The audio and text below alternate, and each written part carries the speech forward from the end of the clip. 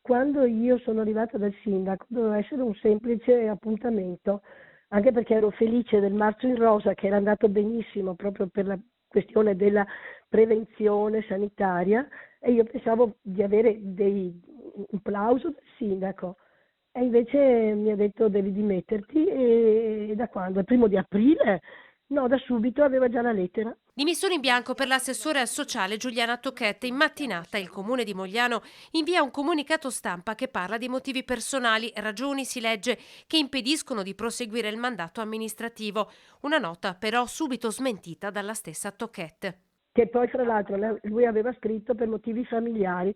Ho detto no, la mia famiglia sta benissimo.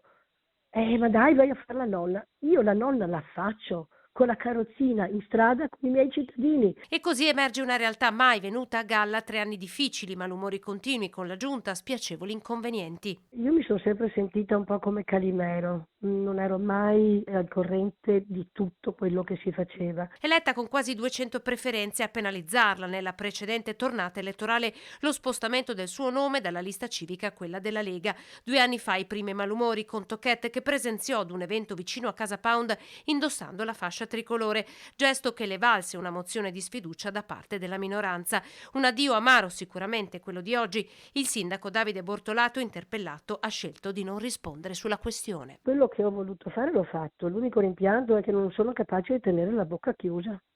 E invece in politica a volte bisogna mandare giù dei rospi per andare avanti e tacere.